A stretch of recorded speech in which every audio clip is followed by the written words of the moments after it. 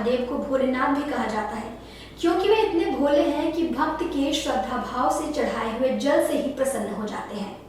इसके अलावा महादेव की पूजा में बेलपत्र का भी विशेष महत्व होता है।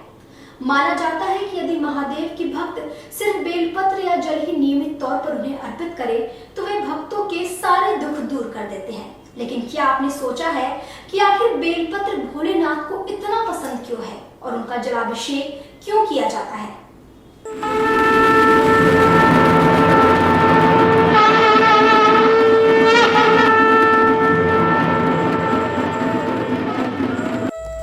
दरअसल समुद्र मंथन के दौरान जब हलाहल विष निकला तो उसके असर से सृष्टि का विनाश होने लगा। इसे रोकने के लिए महादेव ने हलाहल को पीकर अपने कंठ में रोक लिया। इसकी वजह से उन्हें बहुत जलन होना शुरू हो गई और कंठ भी नीला पड़ गया।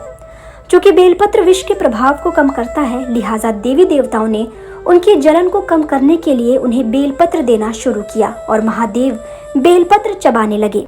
इस दौरान उनके सिर को ठंडा रखने के लिए जल भी अर्पित किया गया। बेलपत्र और जल के प्रभाव से भोलेनाथ के शरीर में उत्पन्न गर्मी शांत हो गई। इसके बाद उनका एक नाम नीलकंठ भी पड़ गया। तभी से महादेव पर जल और बेलपत्र चढ़ाने की परंपरा शुरू हो गई। आइए जानते हैं क्यों चढ़ता है बाबा भोलेनाथ को बेलपत्र। जितेंद्र मोहन पुरी से अपने खास कार्यक्रम धरोहर में।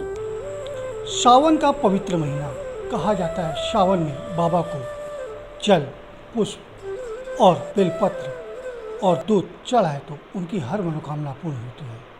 और सावन में बेलपत्र का विशेष महत्व होता है। कहीं भी शिवलिंग पे आप पूजा करेंगे तो पहले गंगा जल से स्नान कराने के बाद बेलपत्र, दूध ये सब पूरा करेंगे। और बेलपत्र के बारे में क्या इसकी विशेष होती है और क्या इसकी खासियत है, इसकी जानकारी के लिए विशेषज्ञ हैं जितेंद्र मोहन पुरी जी। उनसे बात करते हैं कि गुरुजी बेलपत्र का क्या महत्व है और इसकी क्या विशेषताएं हैं। देखिए, त्रिदलम त्रिगुणाकारम त्रिनेत्रम त्रिदयाउधम त्रिजन्म पाप संहारम एक बिल्वम शिवम, अर्थात कि बेलपत्र का इतना हमारे काशी में महत्व है कि एक बेलपत्र चढ़ाने 3 जन्मों का पाप का क्षय होता है। और एक बेलपत्र चढ़ाते कोटि कन्या महादानम मेघ बिल्वम शिवर्पणम, अर्थात एक बेलपत्र का शुद्ध रूप से आप चढ़ा देते हैं तो शिव को मतलब कोटि कन्या, एक कन्या के दान के बराबर नहीं, कोटि कन्या के दान के बराबर फल की प्राप्ति होती है।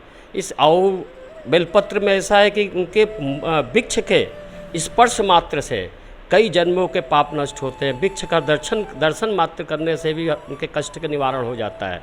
और बेलपत्र जो है, बेलपत्र ऐसा है कि हमारे काशी में एक बेलपत्र का ऐसा महत्व है काशी महात्म्य में कि स्वयं शंकराचार्य जी ने लिखा है कि काशी के बेलपत्र के चूर भी अगर चढ़ा देते हैं तो एक बेलपत्र के बराबर फल मिलता है। और लेकिन वृक्ष काशी में रहना चाहिए उस बेलपत्र का। कहा जाता है कि 3 बेलपत्र की पत्ती, 5 बेलपत्र की पत्ती वाला चढ़ाने से इसका क्या विशेष महत्व होता है?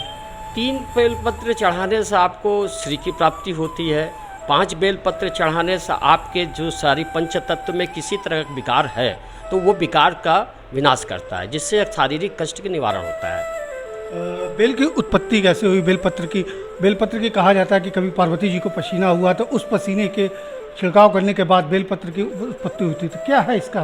पार्वती जी के कई जगह देखिए इसमें भ्रम भी है और कि बेलपत्र भगवती महालक्ष्मी के स्तन से उत्पन्न हुआ है और इसलिए बेलपत्र को महालक्ष्मी का पुत्र माना, श्री पुत्र। आप लोगों ने कॉमन बात सुना होगा कि बेलपत्र के फल को कहते हैं हम लोग श्रीफल। बेल शब्द अलग शब्द है, एक पूर्वांचल का शब्द है, लेकिन शाब्दिक शास्त्रोक्त विधि शब्द जो है बेल का वो है श्रीफल। क्योंकि श्री माँ के स्तन से पैदा हुआ है। लिखा है उसमें शास्त्र में वेद पुराण कि इस तरह उत्पन्न महादेवस्य प्रियम, मतलब माँ के लक्ष्मी के स्तन से उत्पत्ति हुआ है उस बिल्व वृक्ष का और बिल्वपत्र का। ब्रह्मा विष्णु तीनों स्वरूप में है वो, इस कारण माँ को स्वयं शिव को प्रिय है। और भी कौन कौन सा बेलपत्र चढ़ाया जा सकता है? जैसे सावन में बात की जाए 3 वाला हो गया, 5 हो गया, 2 हो गया, कुछ ऐसा भी होता है कि कुछ अलग होता है बेलपत्र चढ़ाने का?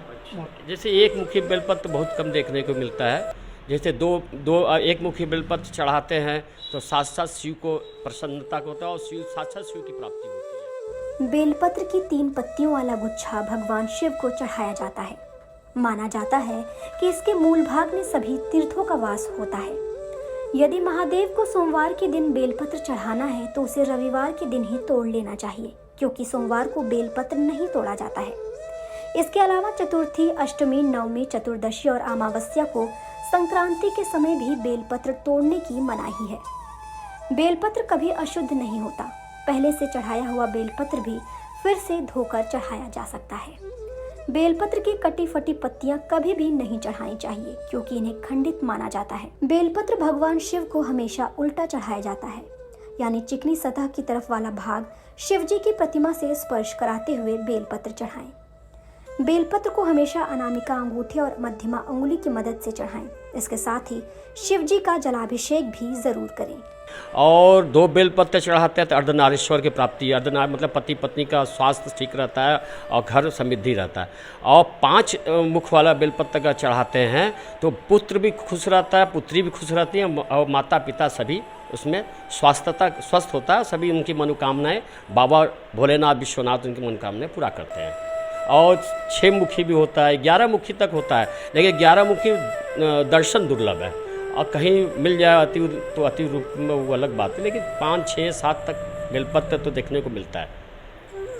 देखिए कि गुरुजी का जो कहना है कि बेलपत्र चढ़ाने से कन्यादान तक का भी विशेष महत्व है, और एक बेलपत्र भी चढ़ाएंगे तो भी आपको फल मिलेगा, दूसरा भी चढ़ाएंगे 2 पत्ती वाला तो भी फल आपको मिलेगा। कहीं 11 वाला मिल जाए बेलपत्र तो उसका विशेष महत्व होता है, उससे भी बहुत अधिक फल होता है। कारण यह है कि जो 2 होता है वो अर्धनारीश्वर के रूप में होता है। अब बाबा भोलेनाथ की नगरी है काशी, और काशी में सावन का महीना जो चल रहा है तो एक अलग ही महत्व होता है, एक अलग पावन दिन होता है, जिसको लेके लोग ये सोचते हैं कि बेलपत्र कैसे चढ़ाए और कैसे इसको करें। तो आपने जितेंद्र मोहनपुरी जी से देखा कि उन्होंने बताया कि बेलपत्र का चढ़ाने का क्या महत्व है और कौन सा बेलपत्र चढ़ाना चाहिए और उससे क्या क्या फल मिलता है। दैन काशी न्यूज, सुजीत पटेल, वाराणसी।